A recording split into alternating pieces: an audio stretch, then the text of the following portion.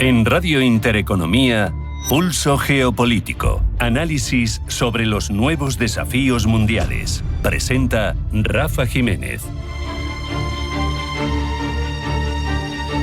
Bienvenidos a Pulso Geopolítico, en el que comenzamos hablando de la arquitectura internacional de no proliferación de armas nucleares, tan de actualidad en este momento y que sabemos vive muchas otras coyunturas de tensión desde su creación, pero especialmente en los últimos tiempos.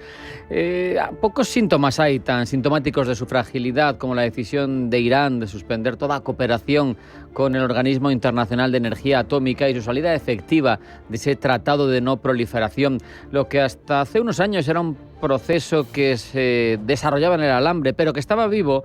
Ahora mismo parece que no tiene demasiados visos de salir adelante. Parece una ruina diplomática y la pregunta que tenemos que hacernos es cómo hemos llegado hasta aquí. En esencia, toda esta situación no es más que el resultado, por un lado, de los avances de Irán en torno a la tecnología nuclear, presuntamente avances civiles, según el régimen de los ayatolás, pero por otro lado, de esas decisiones de Israel y luego secundada por Estados Unidos de atacar las instalaciones nucleares porque no se fían de que sean de vocación civil. En cualquier caso, todo esto, al final, es el fruto acumulado de una profunda asimetría en el sistema de exigencias, derechos y sanciones que marcan la gobernanza nuclear mundial. Porque hay una doble vara de medir y eso es principalmente el principal obstáculo diplomático que destruye todo este proceso. No obstante, la próxima semana podrían retomarse conversaciones entre Estados Unidos e Irán. Pero al final, si Irán llega a la mesa, si se vuelve a sentar, si finalmente hay de nuevo ronda de conversaciones, tras romper con la OIEA, a la que acusa, por cierto, de doble rasero y de haberse convertido en un instrumento político más que técnico, parece que va a ser más complicado todavía que antes, si cabe, que se alcance algún tipo de acuerdo. Y es que los ataques sobre instalaciones nucleares iraníes por parte de Israel y de Estados Unidos, lejos de desactivar el programa, parece que generan el efecto contrario, una legitimación interna para seguir avanzando de forma lo más rápido posible para conseguir capacidades nucleares, en este caso claramente militares. ¿Por qué? Porque parece que es la única vía para conseguir disuadir de que ataquen tu territorio. Es evidente que si todavía no se ha bombardeado a Corea del Norte es porque tiene ojivas nucleares, y no una, tiene bastantes. Entonces, al final, esta iniciativa por parte de Israel y de Estados Unidos, desde luego lo que empuja es al régimen de los ayatolás, si no lo había hecho antes, es a echarse en brazos de las armas nucleares sin ningún tipo de dudas. Aquí emerge, además, otra cuestión bastante delicada y es una paradoja verdaderamente grave. Israel exige con firmeza el desmantelamiento total del programa nuclear iraní y además exige acceso ilimitado a sus instalaciones porque quiere sobrevivir, y es evidente que ante un país que te llama pequeño Satán y que dice que quiere borrarte de la faz de la tierra, son demandas lógicas. Pero claro, la paradoja viene cuando tú continúas manteniendo en secreto, con la aquiescencia de Washington, tu propio arsenal atómico. Un arsenal, recordemos, desvelado por un ingeniero pacifista, Mordecai Vanunu, quien ha pagado con más de 20 años en prisión, muchos de ellos en régimen de aislamiento, esa publicación que hizo llegar al mundo la certeza de que tiene armas nucleares Israel. Por cierto, fue secuestrado por Israel en otro país soberano, en Italia, sin respetar ninguna ley, llevado a su país por la fuerza y ahora mismo no se le permite ni siquiera tampoco salir de Israel. ¿Cómo puede funcionar un sistema de no proliferación cuando uno de los actores más relevantes y más beligerantes de la región está fuera de cualquier tipo de control institucional? Es evidente que es un agravio comparativo que mina cualquier legitimidad de un proceso de desnuclearización en la zona. Uno de los pilares del Tratado de No Proliferación es precisamente el equilibrio entre obligaciones y derechos. Países sin armas nucleares se comprometen a no adquirirlas y no desarrollar esas tecnologías. A cambio, reciben apoyo para el desarrollo civil de capacidades nucleares energéticas y la promesa de que las potencias que ahora ya a este momento sí tienen las armas nucleares van a ir progresando hacia el desarme total. Pero eso, con una situación tan asimétrica de partida, es evidente que no son más que buenas palabras, pero que no funciona. Europa, entre tanto, como es habitual, relegada a una posición marginal. Incluso desde las autoridades iraníes dicen que da igual lo que diga la Unión o Reino Unido, que ahora mismo no están en el meollo de las negociaciones. Lo más preocupante no es, sin embargo, el momentum de esas negociaciones, es el modelo que se transmite al mundo. Porque ¿qué sentido tiene apelar a la legalidad internacional si el cumplimiento depende de si uno es aliado o enemigo de la potencia dominante, del hegemón? No tiene ningún sentido. ¿Cómo exigir transparencia cuando uno mismo no da ninguna explicación, cuando uno oculta? Al final eso lo que provoca es que cada país busque sus propias garantías de seguridad, incluso, y especialmente en estos casos, aunque implique adquirir armas nucleares. Son muy malas, todos somos deseosos de que no se destruya el planeta, no vamos a acudir a estas armas. Sí acudimos porque es lo único que nos garantiza que no van a atacar nuestro país. Es necesario que Israel asuma, al menos de forma indirecta, que no puede seguir exigiendo lo que no está en disposición de dar, de ofrecer. La seguridad internacional, la seguridad de esa región tan candente y tan beligerante, no se garantiza con más bombas y con incrementos de arsenales o con arsenales ocultos. Se garantiza con menos bombas, con equilibrio, con verificación mutua y con desarme progresivo. Cuando se exige a los demás lo que uno no está dispuesto a dar, lo que se genera no es respeto, es desconfianza. Y todos sabemos que sin confianza no hay paz posible. Tenemos que saber si la comunidad internacional está dispuesta, por una vez, a mirar más allá de los intereses inmediatos, a apostar por una solución basada en la equidad, en la transparencia, en el derecho, pero en una transparencia y un derecho que obligue, pero que obliga a todos por igual. No valen excepciones porque eres el amigo de quien manda en el mundo en ese momento, porque entonces todo esto, todas las negociaciones que se lleven a cabo, no valdrá para nada y no nos conviene a nadie que esto suceda. Vamos a hacer una parada, un alto en el camino. A la vuelta vamos con las cuestiones más relevantes de ámbito geopolítico que han llegado a nuestra redacción y que elabora Blanca del Tronco. No se marchen, porque sigue Pulso Geopolítico en Intereconomía.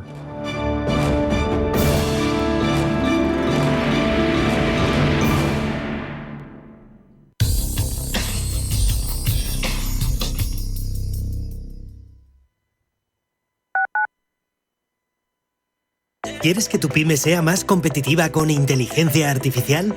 La Comunidad de Madrid te ayuda. Financiamos hasta el 60% de tu proyecto de inteligencia artificial. Mejora procesos, reduce costes y da el salto digital. Solicita tu ayuda antes del 30 de septiembre en comunidad.madrid. Proyecto financiado por la Unión Europea Next Generation. Plan de recuperación. Gobierno de España. Comunidad de Madrid. Los domingos a las 10 de la noche tienes una cita con El Club de los Negocios Raros. Un magazín dedicado al mundo de los libros. Actualidad, entrevistas, literatura y poesía tienen cabida en este espacio cultural de Radio Intereconomía. Dirigido por Andrés Sánchez Magro. Todos los domingos a las 10 de la noche. Atención inversor, únete al club de inversión de Grupos Eneas. Estamos especializados en la compra, reforma y venta de inmuebles y otros activos, ofreciendo rentabilidades muy atractivas. Coinvierte con nosotros. 91 639 0347. Grupos Eneas, tu aliado en la inversión. El verano en Madrid se lleva mejor en Parque de Atracciones de Madrid. Mójate en los rápidos, los fiordos, grita desde las alturas en la lanzadera, hazte tu mejor selfie con Bob Esponja y siente la vibra de Rock Forever, nuestro nuevo espectáculo. Solo en Parque de Atracciones de Madrid. No te lo pienses, haz que suceda. Mejor precio online. Este eres tú gastando agua. Y este eres tú lloviendo. Que llueva, que y es que cada vez que ahorras agua, llueve un poquito. Tú puedes llover, yo puedo llover, todos podemos llover. Deja de mirar al cielo y empieza a llover un poco cada día. ¿Llovemos juntos? Canal de Isabel II. Cuidamos el agua. Los mercados financieros. Las bolsas más importantes. Información clara y precisa. Esto es Radio Intereconomía.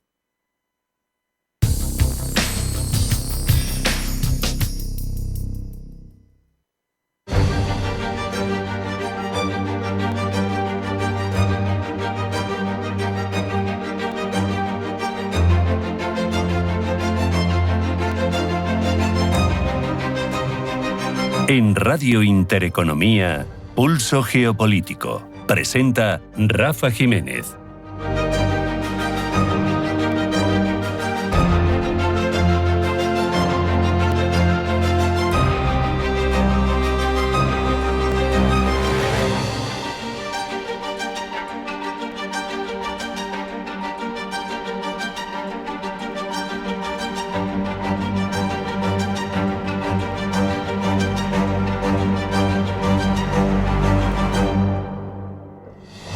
Vamos ya con la información más relevante de la jornada. Primero, en forma breve, de titulares, los elabora Blanca del Tronco. Blanca, bienvenida, buenas tardes. Buenas tardes. A pesar del alto el fuego anunciado por Donald Trump, Israel continúa su ofensiva en Gaza. Los bombardeos israelíes y las órdenes de evacuación continúan en Gaza mientras siguen las negociaciones indirectas entre Israel y Hamas para una nueva tregua un día después de que Trump asegurara que los israelíes habían accedido a un alto el fuego de 60 días, acuerdo que ni siquiera ha sido reconocido por las partes.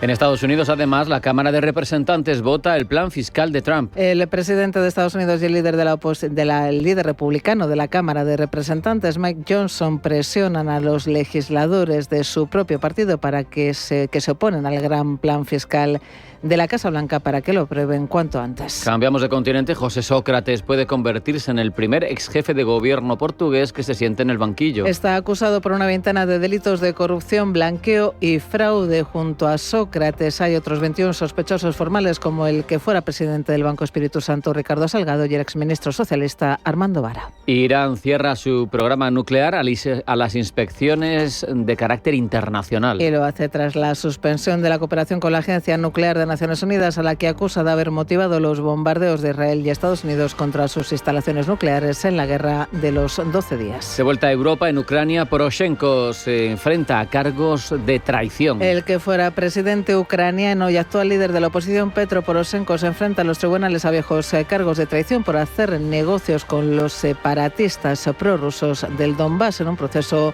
que sus partidarios atribuyen a una persecución política. Por cierto, que se espera que Donald Trump y Zelensky hablen mañana por teléfono y discutan la inesperada pausa de Washington en las entregas de armas a Kiev. La última reunión de Trump con su homólogo ucraniano se produjo durante la cumbre de la OTAN en La Haya el pasado mes. En Europa también se inaugura oficialmente la presidencia semestral de Dinamarca de la Unión Europea. Se inaugura con la visita a este país de los miembros de la Comisión Europea, encabezados por su presidenta Ursula von der Leyen, que ofrecerá una rueda de prensa junto a la presidenta danesa Mette Frederiksen. Continúa en Argentina la cumbre de Mercosur. Los presidentes de los países miembros del Mercosur avanzarán en su objetivo de abrirse a nuevos mercados una vez concluidas las negociaciones con la Asociación Europea de Libre Comercio, y en la que Argentina cederá la presidencia pro tempore a Brasil. Y la Conferencia Internacional de Naciones Unidas cierra sus puertas en Sevilla. Concluye tras 4 días de trabajo en los que han abordado asuntos como las medidas fiscales, los mecanismos de financiación y las alternativas al modelo actual de ayuda a los países menos desarrollados.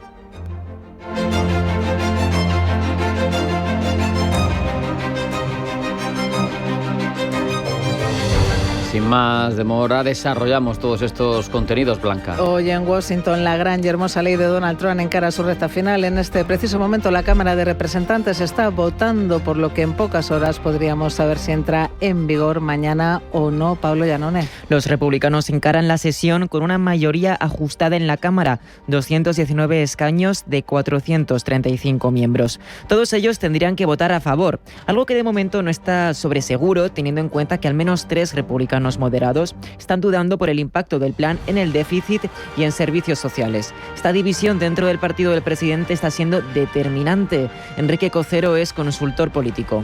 Tiene que conseguirlo. Digamos que es su bebé, que le tienen que durar hasta 2028, básicamente.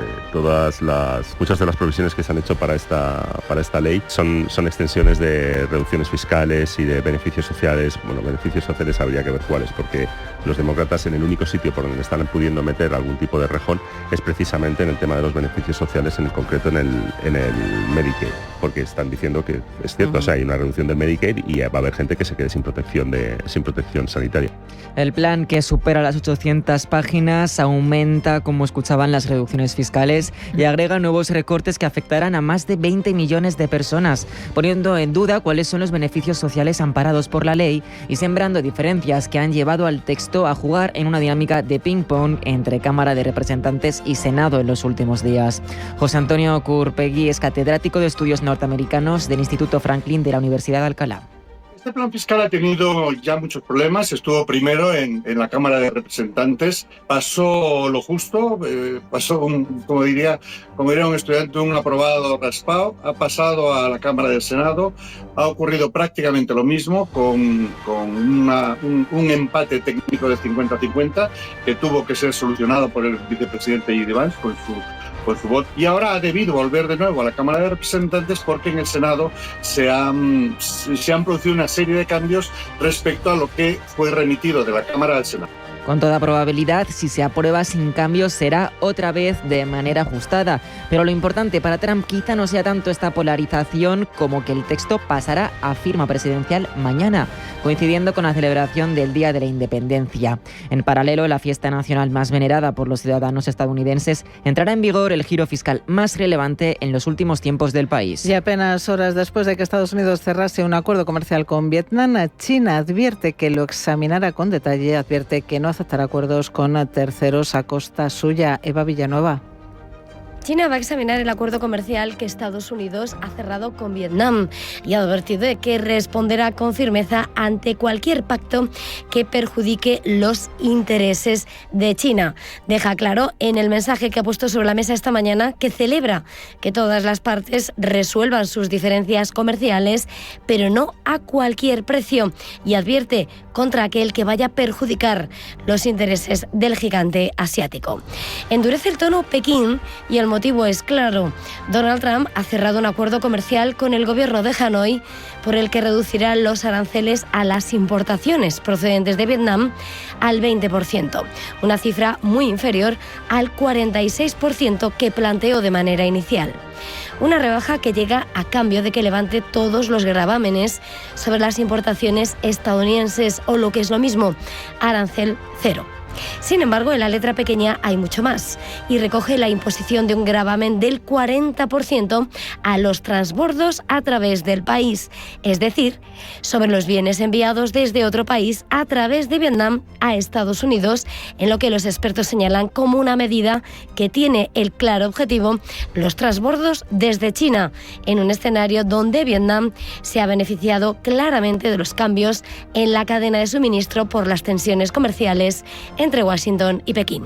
Bajo este paraguas, China ha respondido y ha dejado clara su firme oposición a que alguna parte tome medidas en detrimento de los intereses de China.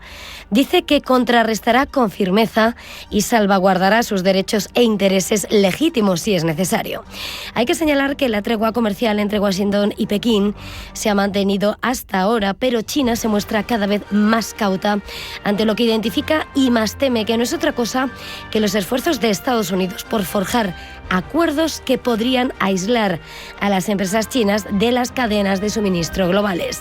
Tensión que se aviva mientras se acerca la fecha límite del 9 de julio y se intensifican las conversaciones de los responsables estadounidenses con sus socios comerciales de Asia y Europa. Escuchamos el análisis de Fernando Luque, editor de Morningstar.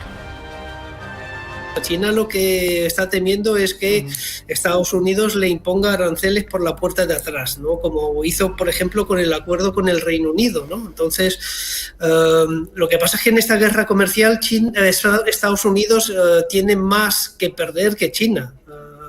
Primero por los intercambios comerciales y luego también Estados Unidos necesita determinadas tierras raras que solo extrae China y produce China, con lo cual China ahí tiene un poco pues la sartén por el mango en esta guerra arancelaria y vamos a ver cómo acaba, pero es verdad que Estados Unidos de momento está ganando la partida, ¿no? Estados Unidos logra, por tanto, enfriar las tensiones con su 10º mayor socio comercial, que es Vietnam, y deja para una discusión posterior cómo se implementará y hará cumplir la disposición de transbordo dirigida a productos fabricados en gran medida en China y luego etiquetados como hecho en Vietnam, mientras Pekín se prepara para presentar batalla a los intentos de Estados Unidos de aislarla. Seguimos hablando del gigante asiático porque Europa no deja de mostrar su preocupación porque datos de ciudadanos europeos puedan almacenarse o ser accesibles desde servidores en China. El último en mostrar su preocupación ha sido el canciller alemán Friedrich Merz, quien ha asegurado que su país solicitará al menos 2 gigafábricas de inteligencia artificial que la Unión Europea planea construir. Merz asegura que los datos alemanes no deberían almacenarse ni en Estados Unidos ni en China. Pero ¿cuáles son las razones que preocupan a Bruselas? Gemma González. Primero fue Guindos y ahora es el canciller alemán el que se muestra reticente a que los datos de ciudadanos europeos estén en manos de China. Y existen varias razones para la preocupación. Las leyes chinas, como la de seguridad nacional o la de ciberseguridad, exigen que las empresas locales faciliten datos a las autoridades, lo que genera desconfianza en la Unión Europea respecto a posibles accesos no autorizados a información comunitaria. Varios grandes actores tecnológicos chinos como TikTok, AliExpress, Shein, Temu o Xiaomi ya han sido acusados de trasladar datos de usuarios al principal territorio continental chino sin las salvaguardas necesarias. En este contexto, la Unión Europea promueve una mayor autonomía digital a través de reglamentos como la Ley de Gobernanza de Datos y la legislación de chips. El objetivo es el de reducir la dependencia de infraestructuras tecnológicas extranjeras.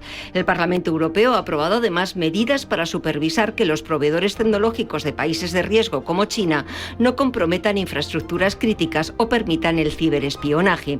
Bruselas además pretende construir 2 gigafábricas de inteligencia artificial con las que reducir su dependencia de China, pero también de Estados Unidos. Estas instalaciones serán centros a gran escala para entrenar modelos de IA de próxima generación. Cada una albergará al menos 100.000 procesadores de IA y estarán acompañadas por centros de datos masivos, redes avanzadas y sistemas eficientes en energía y reutilización de agua. La inversión en estas fábricas rondaría los 20.000 millones de euros. A día de hoy se han recibido 76 solicitudes para construir gigafábricas en 16 países, abarcando 60 ubicaciones distintas. Se espera que los primeros centros operen entre 2027 y 2028, según el plan ejecutivo. ACS, en colaboración con SET, Telefónica y Nvidia, entre otros, ha propuesto una gigafábrica en Mora la Nova, en Tarragona, con una inversión estimada de unos 5.000 millones de euros y una futura instalación en Alemania a través de Hochtief y Fraunhofer. Y a pesar del alto el fuego anunciado por Donald Trump, la ofensiva israelí sobre Gaza continúa intensamente. Solo en las últimas 24 horas los ataques israelíes han causado al menos 59 muertos, incluidos civiles, en un colegio y cerca de un puesto de ayuda humanitaria. Organismos locales informan de más de 300 fallecidos en 48 horas. El alto el fuego anunciado por Trump parece no haber calado entre las partes en conflicto. El primer ministro israelí Benjamín Netanyahu, que el próximo lunes acudirá a la Casa Blanca, rechaza el alto el fuego a menos que jamás sea eliminado y mantiene que no hay tregua posible sin desarme. El grupo islamista, por su parte, exige garantías claras de que cese el conflicto tras la tregua. Entre tanto, se espera que las conversaciones nucleares entre Estados Unidos e Irán se reanuden la próxima semana, según informa un canal israelí. La reunión, que debería celebrarse en Oslo, en Noruega, está siendo acordada entre el enviado especial de Estados Unidos para Oriente Próximo, Steve Witkoff, y el ministro de Asuntos Exteriores iraní, Abbas Araki. El medio de comunicación israelí asegura que Israel había sido informado de la reanudación de las conversaciones y añade que el ministro israelí de Asuntos Estratégicos, Ron Dermer, había tratado el tema con los funcionarios de la Casa Blanca durante su reciente visita a Washington. Además, Israel pretende tener pleno acceso de inspección a las instalaciones nucleares iraníes y garantías de que Teherán suspenderá totalmente el enriquecimiento de uranio.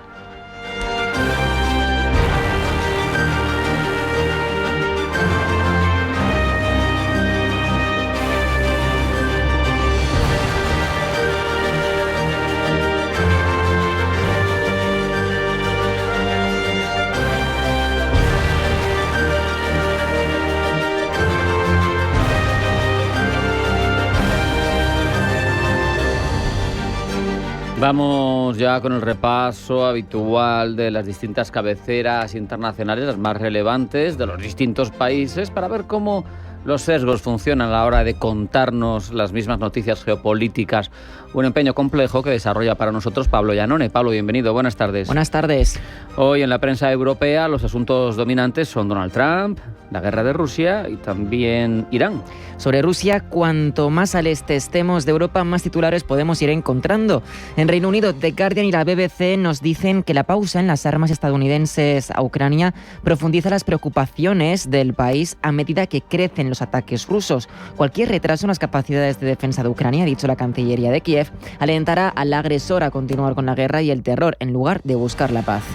Nos marchamos al otro lado del Canal de la Mancha porque la prensa gala tampoco recoge demasiada información de la situación en Ucrania.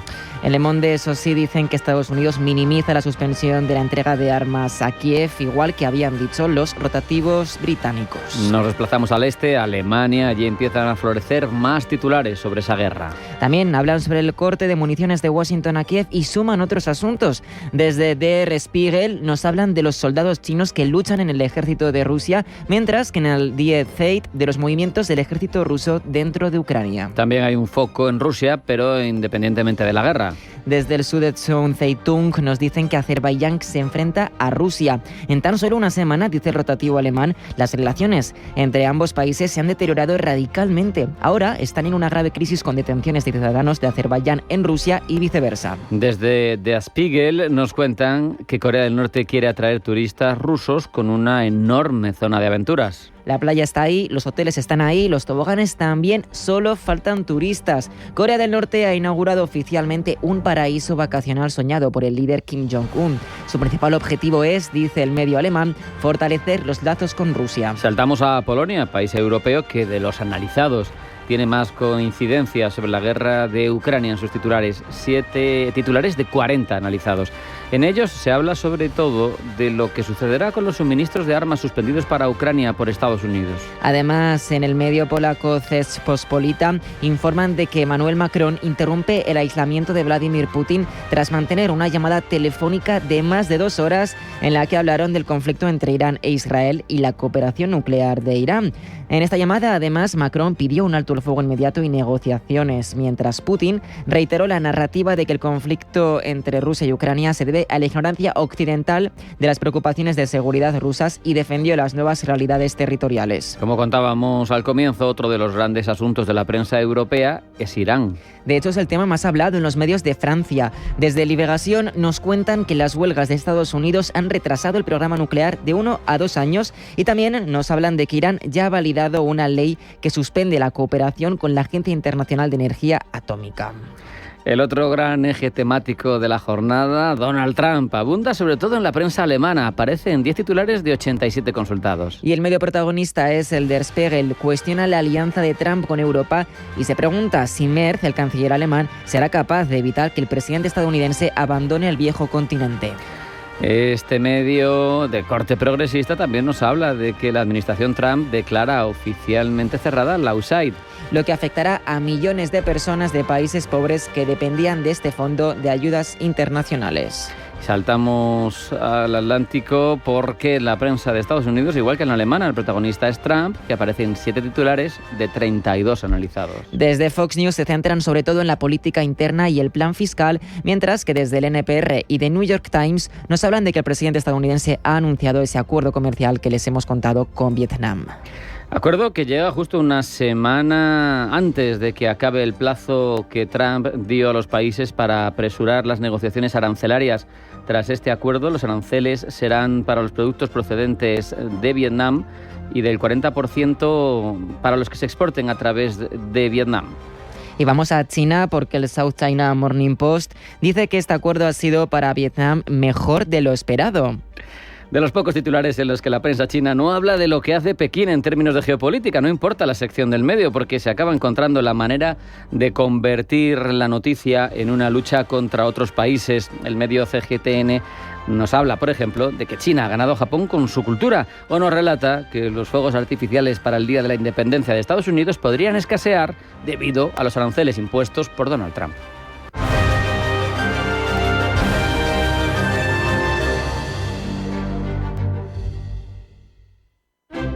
Ahorrador, ¿no conoces Rising? R de rápido, A de ahorro, I del interés que pones y SIN de sin complicaciones. Abre una cuenta Rising en Rising Bank y accede a más de 100 depósitos y cuentas de ahorro de bancos de Europa y España. Lleva tus ahorros a nuevas alturas en Rising.com. La cuenta Rising tiene un indicador de riesgo verde 1/6. Entidad adherida al Fondo de Garantía de Depósitos alemán hasta 100.000 euros por depositante.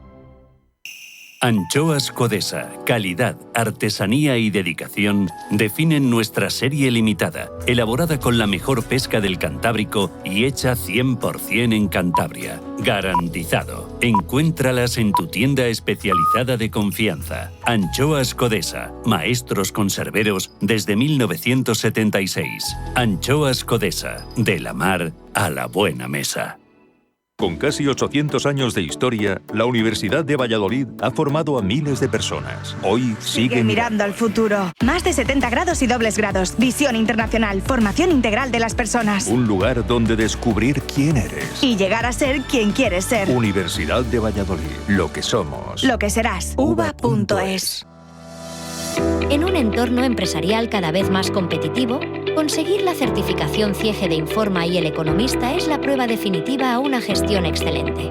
Ya está abierto el plazo para este año. Busca CIEGE en Google, realiza el test gratuito en la web e inicia el proceso de certificación dirigido por Informa. Destaca tu empresa frente a entidades financieras, colaboradores y clientes y mejora tu reputación de marca gracias a la visibilidad en eleconomista.es. Tu gestión, validada por los líderes.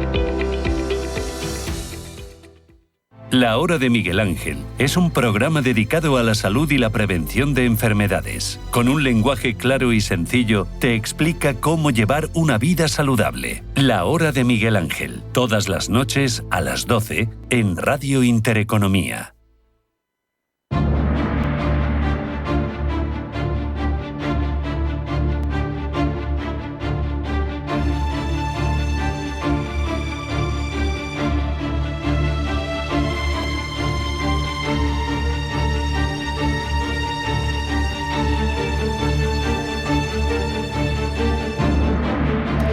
Irán, lo sabemos, se enfrenta a un panorama complejo, con retos que parecen superar, desde fuera al menos, las capacidades del régimen para afrontarlos en condiciones internamente. Hay una combinación de crisis económica prolongada, una sociedad joven, fracturada respecto de la élite que la domina, con presión internacional externa, con cambios en los equilibrios de poder regionales, con sus proxies desactivados, o por lo menos con un perfil mucho más bajo de lo que tenían hace tiempo, y sabemos que ahora mismo no es la fortaleza, el signo de identidad del régimen de los ayatolás precisamente, pero aún así queremos analizar la situación de Irán, precisamente porque está ante un momento verdaderamente complejo. Alberto Guerrero Martín es analista de seguridad y defensa, doctor en historia contemporánea por la UNED. Bienvenido, buenas tardes. Hola, buenas tardes, ¿qué tal? Alberto, lo primero que te preguntaría, que es un poco un posicionamiento, es si tú crees que un cambio de régimen en Teherán, como se ha venido hablando, es posible sin conflicto armado, por pura evolución social. Yo empezaría diciendo que no necesariamente estamos ante un fin inmediato del régimen, eso para empezar. Pero sí estamos en una fase de transición crítica. Se podría dar esa posibilidad, aunque la veo difícil. Hay que tener en cuenta que desde la muerte del presidente Ebrahim Raisi y el envejecimiento del líder supremo, ¿no? Hay que tener en cuenta que el líder supremo lo es desde 1989, desde la muerte de Khomeini. Irán ha entrado en una fase de fragilidad institucional. Sin embargo, el sistema de los ayatolás, este sistema teocrático, ha demostrado gran resiliencia desde 1979, ¿no? Ha sobrevivido a guerras, a sanciones y a protestas masivas. Yo veo tres posibles escenarios, ¿no?, en los que puede evolucionar este régimen, ¿no? Una continuidad controlada, ¿no? El régimen va a mantener su núcleo duro, ¿no?, ese núcleo clerical y militar, con el apoyo evidentemente de los guardianes de la revolución, que son el verdadero poder en Irán, pero que podría tener, ¿no?, algunas reformas cosméticas pues para calmar ese creciente malestar social que hay en el país. Eso sería por un lado. También podría haber una transición, digamos, híbrida, ¿no?, una apertura limitada del régimen hacia fórmulas nacionalistas, islamistas o incluso tecnocráticas, quizá impulsadas por sectores del aparato de seguridad del régimen. Y luego un colapso sistémico del régimen, aunque para mí se me antoja de momento difícil, ¿no? Si hay un vacío de poder tras la muerte del líder supremo, se podrían combinar, ¿no?, esas fracturas internas, una revuelta social masiva, y el régimen pues podría implosionar, pero es un escenario que yo veo un poco probable, ¿no?, a corto plazo. Para que los oyentes entiendan, y tú lo has apuntado en tu respuesta, claro, uno se preguntaría, ¿quién soporta el régimen? ¿Los ayatolás solos? Pues evidentemente no. La fuerza del círculo que rodea, la Sepah mantiene férreo control de todo. Cuando falte Jamenei, buscarán sucesor. Esto es una hipótesis que te pregunto qué te parece simplemente.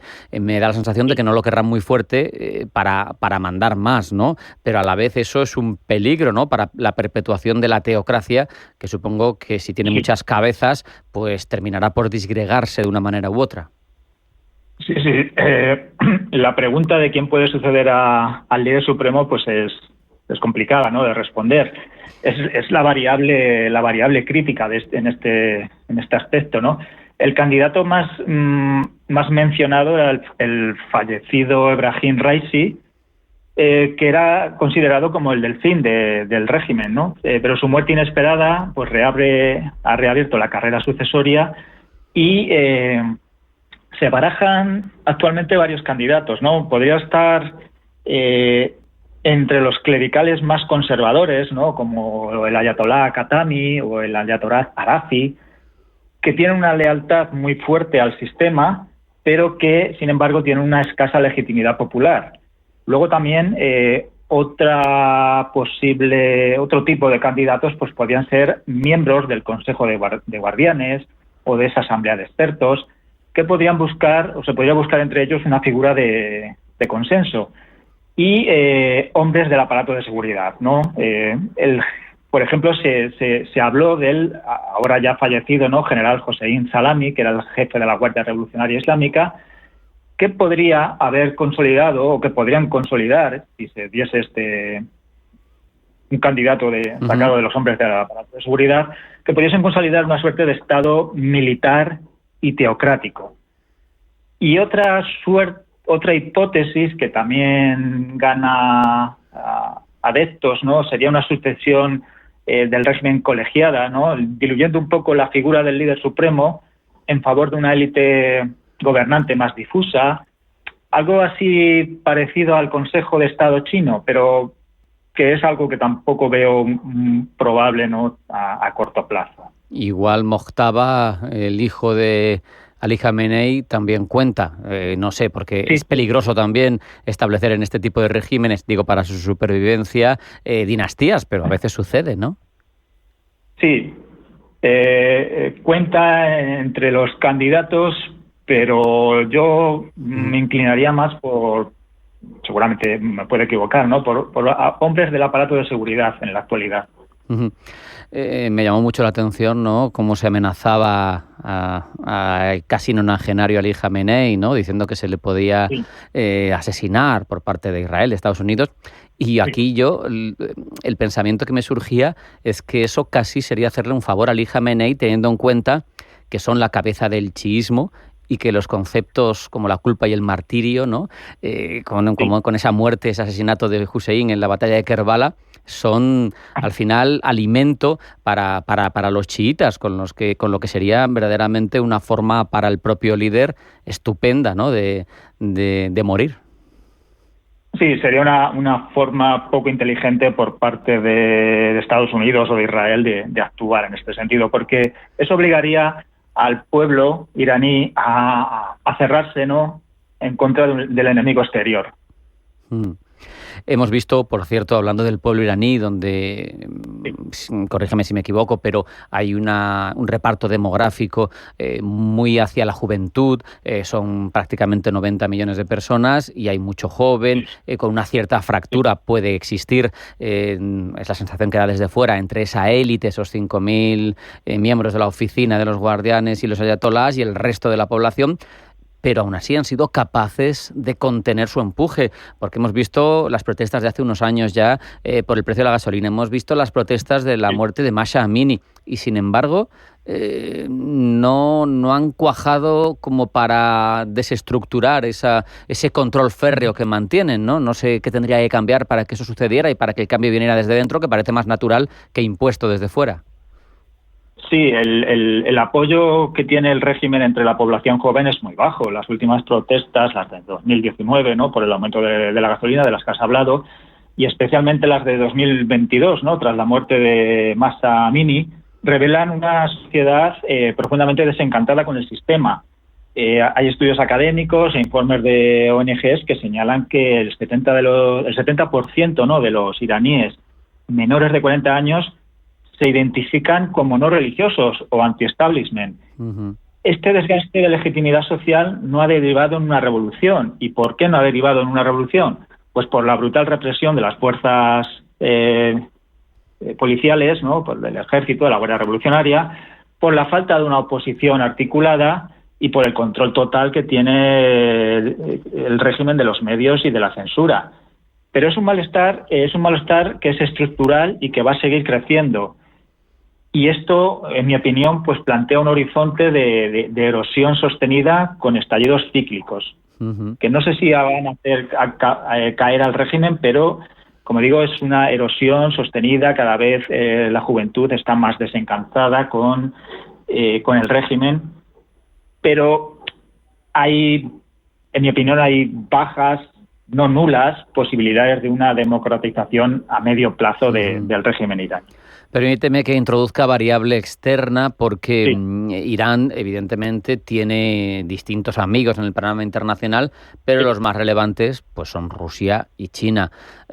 Ambos han condenado enérgicamente los ataques tanto de Israel como de Estados Unidos, pero han sido verdaderamente condenas prácticamente protocolarias, con poca eficacia. Después de los acuerdos que tiene firmados con el Kremlin, no ha habido ningún tipo de ayuda, y salió por la tangente Putin diciendo que es que había mucho rusófono en Israel, ¿no? 2 millones, y que claro, que cómo se iba a poner de parte de su enemigo.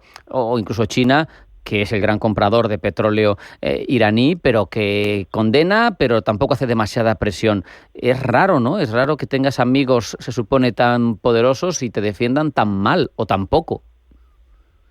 Sí, Rusia y China, pues ambos lo que buscan es estabilidad y cooperación económica y energética, pero no se van a meter no se van a meter a apoyar abiertamente a Irán, ¿no?, en caso de una confrontación bélica convencional con Estados Unidos o con Israel, ¿no? Ahí no van a entrar. Son aliados. Irán ha ayudado a Rusia, ¿no?, vendiéndole armamento, drones y otro tipo de armamento, ¿no?, en la guerra de Ucrania, pero Rusia y China prefieren mantenerse de momento al margen, ¿no?, y, como digo, solo buscan la estabilidad y la cooperación económica y energética.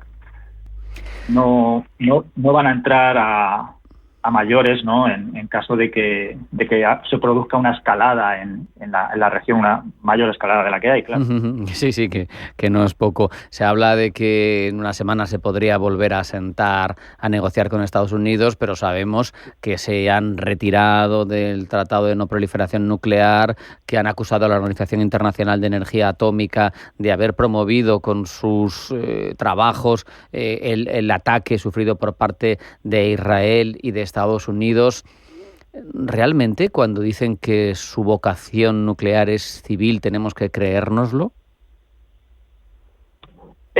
Yo personalmente no me lo creo, ¿no? Ellos saben que teniendo la bomba atómica, pues su régimen, el objetivo de los ayatolás, y desde que se instauró el régimen, es mantener esta revolución islámica y exportarla, de hecho, al exterior. Teniendo bombas atómicas o armas nucleares, el régimen estaría más seguro que si no las tiene. Claro, es muy complicado que Israel les vaya a dejar tenerlas, ¿no? Pero lo que está claro es que no hay una garantía ahora mismo de que el uranio altamente enriquecido haya sido previamente trasladado, ¿no? La Organización de la Energía Atómica, el Organismo Internacional de la Energía Atómica, hablaba de 400 kilos registrados, que es algo fácil, ¿no?, de camuflar y de transportar. Y esa cantidad sería suficiente con relativa facilidad, ¿no?, para fabricar varias bombas atómicas. Es el objetivo de Irán desde hace muchos años y es una manera también de proteger y de mantener el régimen. Y si no lo hacen ahora, yo creo que ahora les han parado y estarán unos años que no podrán desarrollarlas, pero su objetivo es tenerlas. Y el objetivo que me hablabas civil, yo, en mi opinión, no hay un objetivo civil, sino que hay un objetivo militar. La verdad es que en cuanto a argumentación estratégica no les falta razón a las ayatolás. Vamos, yo la explicación que me doy a mí mismo cuando pienso por qué no se ha invadido o bombardeado Corea del Norte, es evidente que es porque tiene bombas atómicas y cohetes para lanzarlas, ¿no? Pues al final, este tipo de acciones también, por otro lado, lo que hacen es consolidar que desarrolles armas atómicas, porque si no, no vas a evitar que te ataquen. Eso es. Teniendo un arma atómica, como he dicho antes, o armas nucleares, varias, eso protege más al régimen que no teniéndolas, desde luego. Y hace que la revolución continúe, que es el objetivo de los ayatolás, y desde que la revolución estalló en 1979, pues como he dicho antes, que se instaure esta revolución que ya lleva desde 1979 y que se expanda hacia otros países. Ahora la situación está complicada, ¿no? Pero yo recuerdo que hay una célebre frase de Khomeini, ¿no?, que decía que la revolución ha de ser exportada, ¿no? Uh-huh. Khomeini decía en 1979 que la revolución no se trata de Irán, no, que se trata de toda la región. Ahora mismo no está Irán para exportar la revolución, pero ha tenido durante unos años, ha conseguido crear ese eje de resistencia que ha sido efectivo hasta ahora. Alberto, se nos ha acabado el tiempo, pero no quiero despedirte sin una pregunta que sé que no tienes respuesta, pero quiero tu opinión. Cumple medio siglo, en el 29, la Revolución Islámica de Irán, ¿lo va a llegar a cumplir? En mi opinión, sí. Pues ahí queda dicho. Más claro y más sucinto no has podido ser. Alberto Guerrero Martín, analista de seguridad y defensa, muchas gracias, un abrazo y hasta la próxima. Gracias, hasta luego.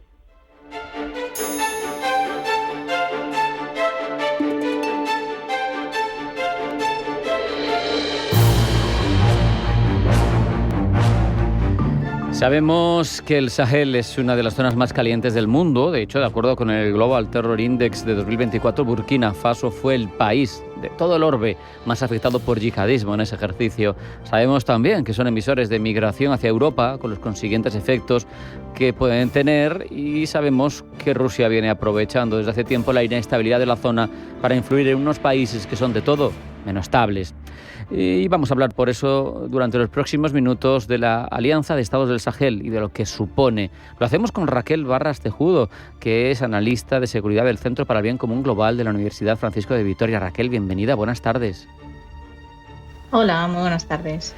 El Sahel es una de las regiones más inestables del mundo, lo sabemos, crisis políticas, climáticas, de seguridad, pero ¿qué estamos haciendo mal desde otras partes del mundo para que sea un terreno tan franco para la proliferación de yihadismo y para el debilitamiento de los estados allí presentes?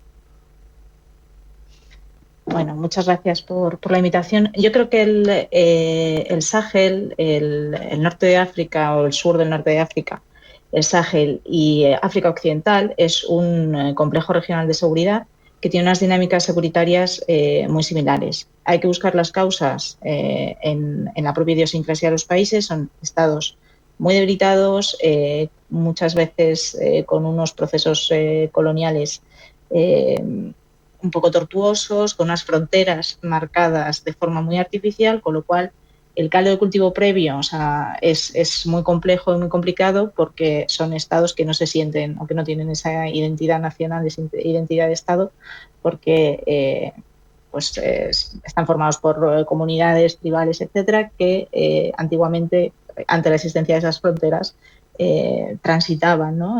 Entre los diferentes países, con lo cual un estado muy, muy débil, con incapacidad de proyectarse de las grandes capitales hacia las zonas más remotas y alejadas, por lo tanto de imponer el poder.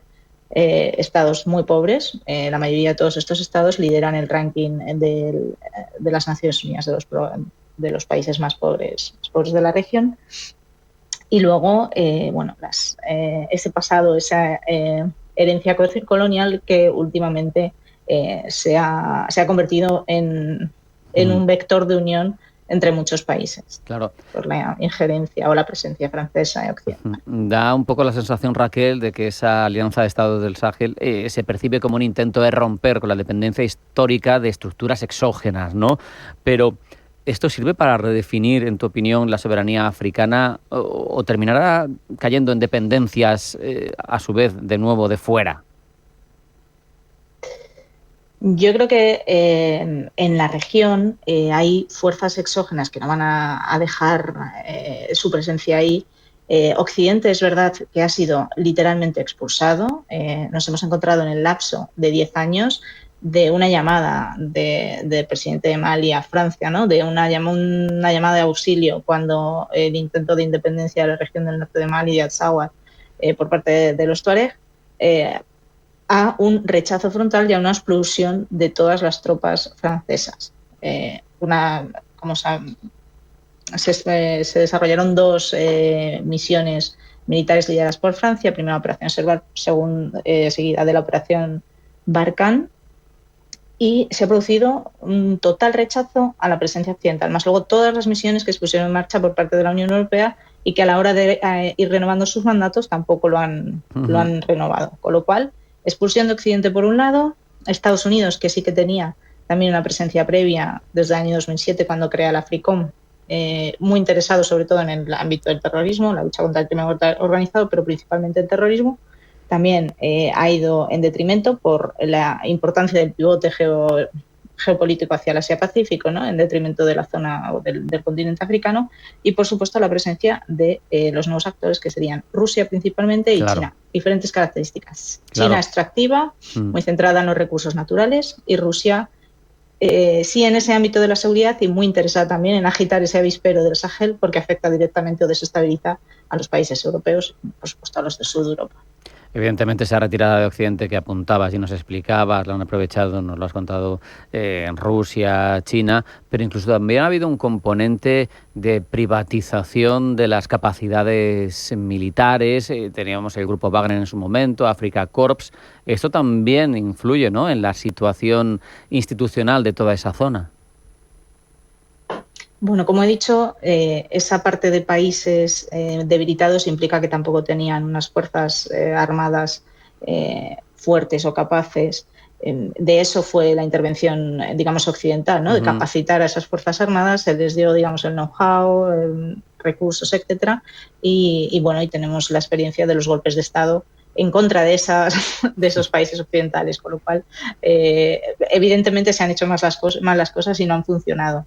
Yo creo que probablemente por pensar o por mirar hacia la región con esa óptica occidental y no tener en cuenta el mar de fondo de los nuevos actores que también reclaman su presencia y sus intereses. Hablamos sobre todo de Rusia y de China, pero luego también hay actores regionales que operan en la zona que es importante tener en cuenta, ¿no? Turquía, por ejemplo, en el caso del norte, ¿no? En Libia, pero luego proxies de otros países, y también cada uno tiene sus intereses y tiene su juego. Yo creo que Occidente ha sido, Occidente y sobre todo Francia, liderado por Francia, incapaz de ver o de entender las necesidades de estos países, evitando esa lógica colonial, ¿no? Esa lógica de poder postcolonial, si se quiere. Por lo que se refiere a uno de los elementos que más preocupa, por lo menos aquí en los países occidentales, estos países se han convertido en el principal emisor de migración, donde además por la proliferación de también fuerzas yihadistas, puede incurrir en una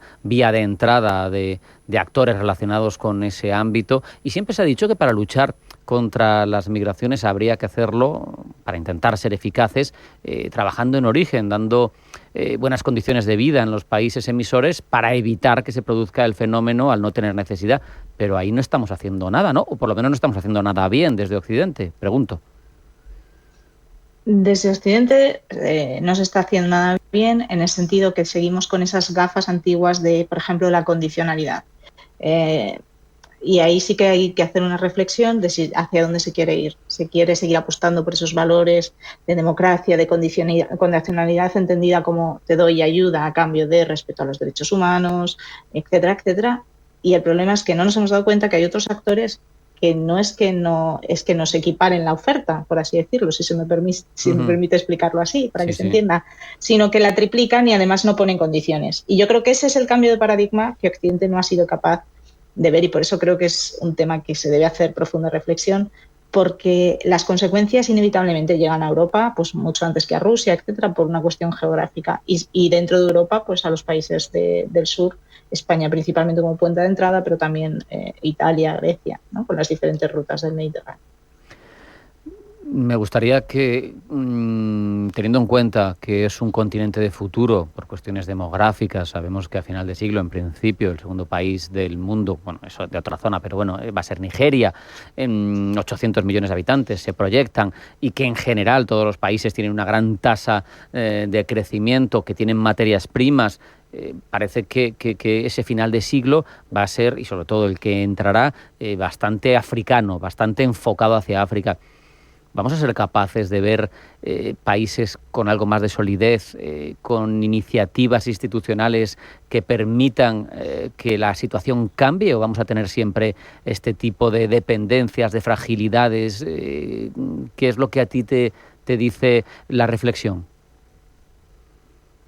Pues yo creo que evidentemente es un siglo, va a ser un siglo de futuro, va a ser un siglo africano. Es verdad que esto se lleva diciendo mucho tiempo, es el momento de África, eso es una cosa, ¿no?, que los académicos hemos dicho en contadas ocasiones. Es verdad que iniciativas como la Alianza de Estados por el Sahel, la combinación probablemente de determinados liderazgos, ¿no?, sobre todo de Ibrahim Traoré, el presidente de Burkina Faso, que sí que está dando una nueva impronta al estilo, si se me permite, de Sankara, ¿no?, en los años 80, 83, 87, en el liderazgo de Burkina Faso, con ese liderazgo renovado africano, esa reclamación de cuestiones africanas, soluciones africanas.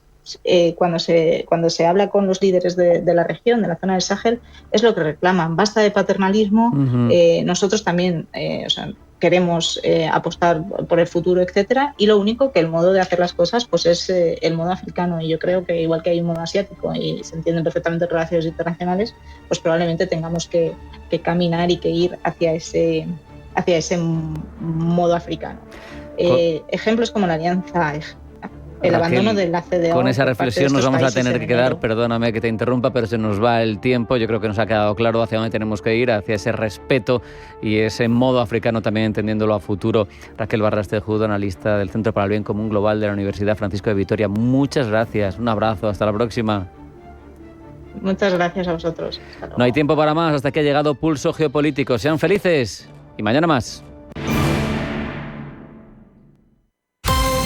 Atención, la OMC lanza su nuevo máster de acceso a la abogacía en modalidad online, con las mejores bases de datos y materiales jurídicos, masterclasses con expertos y acceso a simulación de exámenes oficiales. Compatible con tu actividad profesional. Entra en la abogacía de la mano de la Universidad Europea Miguel de Cervantes. Infórmate en umc.es.